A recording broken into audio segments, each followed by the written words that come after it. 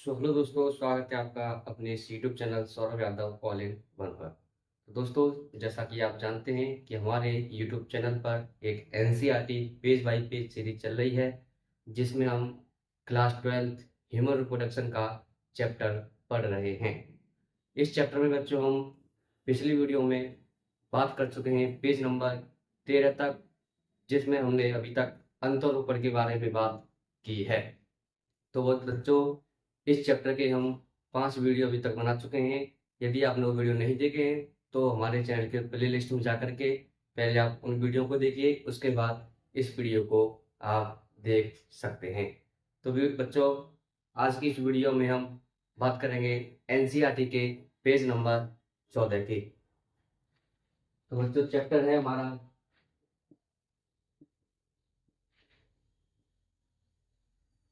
Human reproduction, जिसमें हम आज बात करेंगे पेज नंबर 14 की।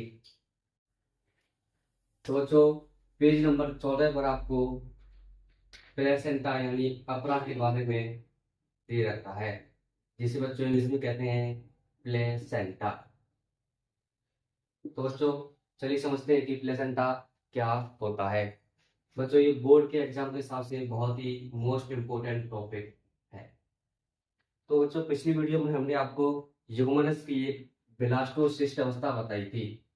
हमने आपको बताया था कि यूगमनस की जो ब्लास्टोसिस्ट अवस्था होती है वो कुछ इस तरीके से होती है। ब्लास्टोसिस्ट अवस्था, ब्लास्टोसिस्ट अवस्था, इसको हमने बच्चों बोला था ट्रोपोब्लास्ट। इसको हमने बोला था ट्रोपोब्लास्ट। तो बच्चों, ये जो ट्रोपोब्लास्ट होती है, इसमें से कुछ उंगली नुमा संरचना निकलती हैं। कुछ बच्चों उंगली नुमा संरचना निकलती हैं जो कि गर्भाशय की एंडोमेट्रियम, जो कि बच्चों गर्भाशय की एंडोमेट्रियम से जाकर जुड़ जाती हैं। इस तरह से होता है बच्चों गर्भाशय। तो ये वाली संरचना जो होती है वो कुछ इस तरीके से होती है। इंग्लिश इसमें से बच्चों उंगली नुमा संरचना निकलती हैं जो कि गर्भाशय की एंडोमेट्रियम से जाकर के जुड़ जाती हैं, जिसको हम अफरा यानी प्लेसेंटा कहते हैं। तो चलिए बच्चों, अब इसकी डेफिनेशन के बारे में बात करते हैं। तो बच्चों, इसकी डेफिनेशन है कि ह्यूमनस की ब्लास्टोसिस्ट अवस्था में जो झिल्ली होती है, झिल्ली पाई जाती है, झिल्ली पाई जाती है, उसे ट्रोपोब्लास्ट ट्रोपोब्लास्ट कहते हैं। ट्रोपोब्लास्ट कहते हैं। और और इस ट्रोपोब्लास्ट में से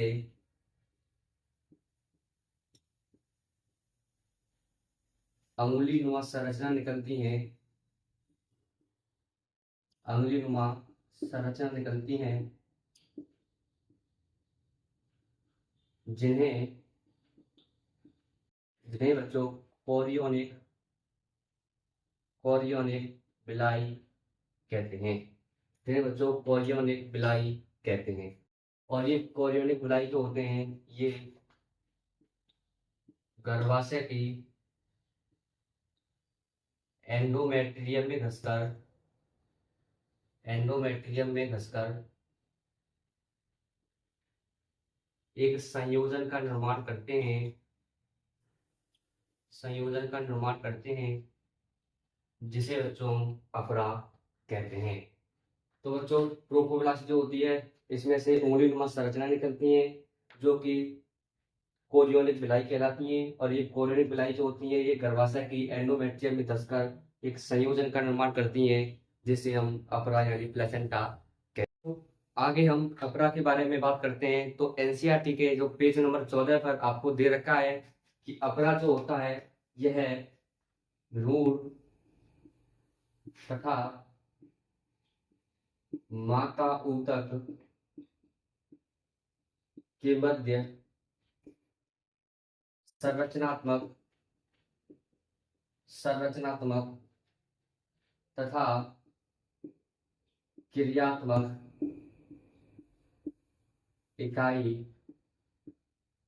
होती है। तो बच्चों, इसकी परिभाषा हम इस तरह से भी लिख सकते हैं कि फफड़ा जो होता है यह भ्रूण तथा माता ऊतक के मध्य एक संरचनात्मक और क्रियात्मक इकाई होती है। आगे हम बात करेंगे बच्चों अपरा के कार्य।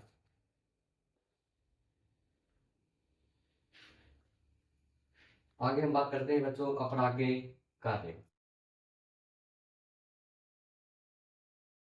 अपरा के कार्य। तो बच्चों अपरा जो होता है वह निम्नलिखित कार्य कर सकता है। इसका पहला कार्य होता है बच्चों की माता से पोषण पदार्थ, माता से पोषण तथा ऑक्सीजन को भ्रूण तक स्थानांतरण करना। और बच्चों इसका दूसरा कार्य होता है कि भ्रूण से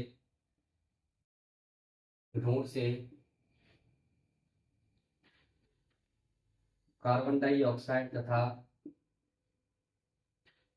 उत्सर्जी पदार्थों को बाहर निकालना। तो बच्चों अपरा जो होता है यह माता से पोषण लेता है और ऑक्सीजन को लेता है, जिसको यह भ्रूण तक स्थानांतरित करता है, और भ्रूण से जो कार्बन डाइऑक्साइड और उत्सर्जी पदार्थ निकलते हैं उनको जो है बाहर निकाल देता है। बात करते हैं बच्चों कि अपरा जो होता है वो माता भ्रूण से यानी माता से जो है किस प्रकार से जुड़ा होता है। तो बच्चों इसमें एक नोट आ रहा है कि अपरा जो होता है यह माता तथा भ्रूण से यूम्बिलिकल कॉर्ड के द्वारा जुड़ा होता है। आगे हम बात करते हैं बच्चों की अपरा जो है कौन कौन से हार्मोन को स्रावित करता है। इसमें हम बात करेंगे बच्चों की अपरा द्वारा स्रावित हार्मोन।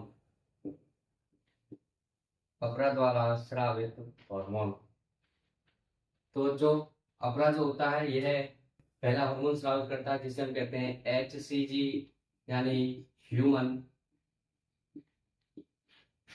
Placental lactogen. क्या बच्चों इसको हम कहते हैं HPL ह्यूमन प्लेसेंटल लैक्टोजन। दूसरा होता है बच्चों HCG जिसे कहते हैं हम ह्यूमन कोरियोनिक गोनेडोट्रोपिन।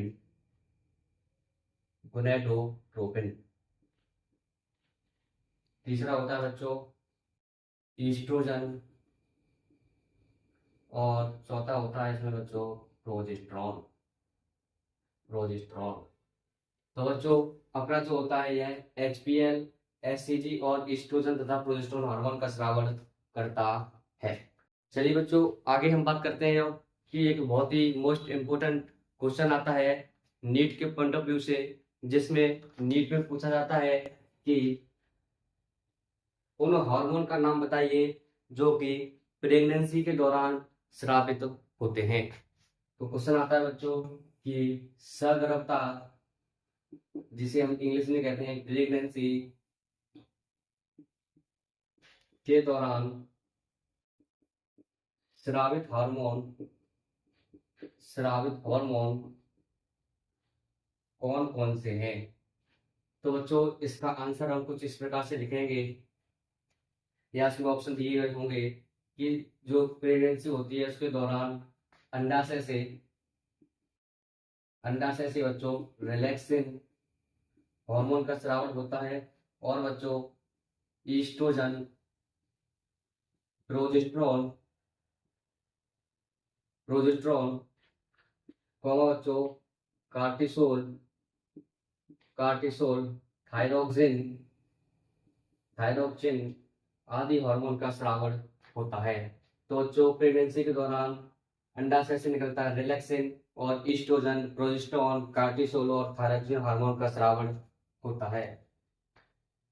आगे बच्चों ये जो उपरोक्त हार्मोन होते हैं, इन हार्मोन का स्रावण होना इसलिए भी आवश्यक होता है कि इसके द्वारा जो भ्रूण की वृद्धि भी होती है तथा जो माता के अंदर उपापचयी क्रियाएं होती हैं उनके लिए भी ये हार्मोन का स्रावण होना आवश्यक है, तथा प्रेगनेंसी को बनाए रखने के लिए भी ये हार्मोन स्रावित होने चाहिए। तो बच्चों ये बात आपकी एनसीईआरटी में रहती है कि उपरोक्त हार्मोन का स्रावण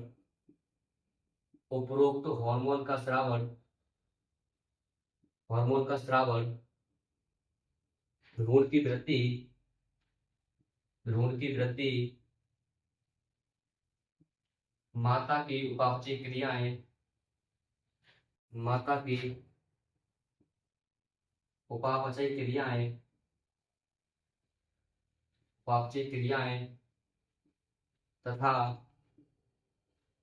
माता की उपापचयी क्रियाएं तथा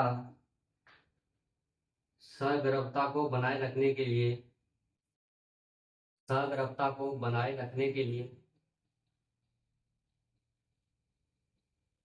आवश्यक है।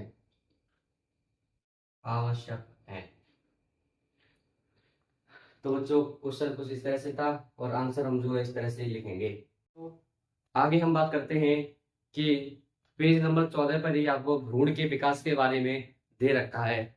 उसमें हमें बताया गया है कि भ्रूण की जो अवधि होती है, यानी जिसे हम गर्भावधि कहते हैं, वो जो है लगभग 9 महीने की होती है। इसमें हमें बताया गया है कि भ्रूण का पहले महीने में क्या होता है और दूसरे महीने में क्या बनता है। इसी तरह से बच्चों आपको 9 महीने के बारे में डिस्क्राइब किया गया है।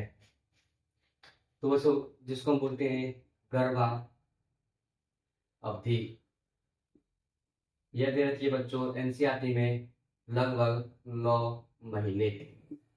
यह बच्चों इसको हम 9.5 महीने भी कह सकते हैं, जो कि आपकी एनसीईआरटी में ही दे रखी है। तो बच्चों यहाँ पर लिखेंगे हम समय, यहाँ पर लिखेंगे हम बच्चों भ्रूण का विकास।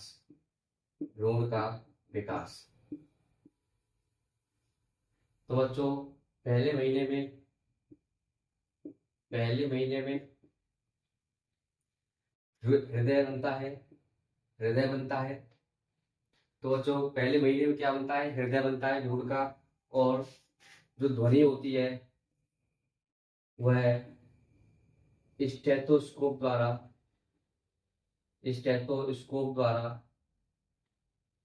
सुनी जा सकती है।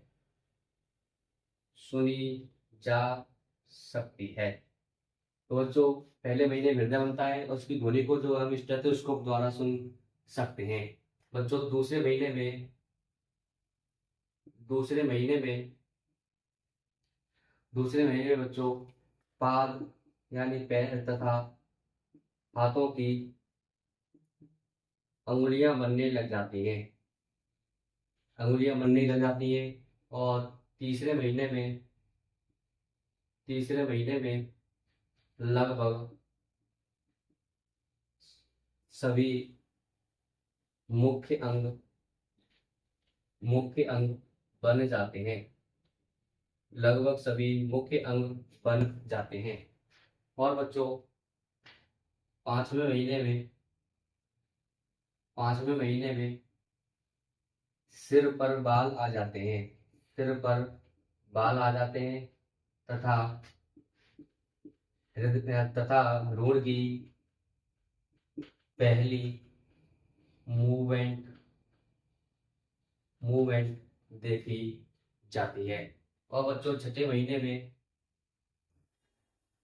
महीने में पूरे शरीर पर बाल आ जाते हैं, पूरे शरीर पर बाल आ जाते हैं तथा पलक तथा भौहें यानी इसको हम लोग बोलते हैं बरौनियां बन जाती है। तो जो छठे महीने में पूरे शरीर पर बाल आ जाएंगे और पलक तथा बरौनियां बन जाती है। और बच्चों लगभग 9 महीने में भ्रूण प्रसव हेतु तैयार हो जाता है, प्रसव हेतु तैयार हो जाता है। तो बच्चों इस तरह से थी तुम्हारी जो गर्भावधि, जो लगभग 9 महीने से 9.5 महीने की थी। पहले महीने में हृदय बनता है, दूसरे महीने में पाद तथा हाथों की उंगलियां बनती हैं, तीसरे महीने में लगभग बच्चों सभी अंग बन जाते हैं और 5वें महीने में सिर पर बाल आ जाते हैं और भ्रूण की पहली मूवमेंट देखी जाती है। और बच्चों छठे महीने में पूरे शरीर पर बाल आ जाएंगे और पलक तथा बरौनियां बन जाएंगे और लगभग बच्चों 9 महीने में भ्रूण जो है प्रसव के लिए तैयार हो जाएगा। तो बच्चों आज की वीडियो में हम यहीं तक पढ़ेंगे। यदि आपको वीडियो पसंद आई हो तो वीडियो को लाइक करें, कमेंट करें तथा शेयर करें तथा चैनल को सब्सक्राइब जरूर करें। धन्यवाद।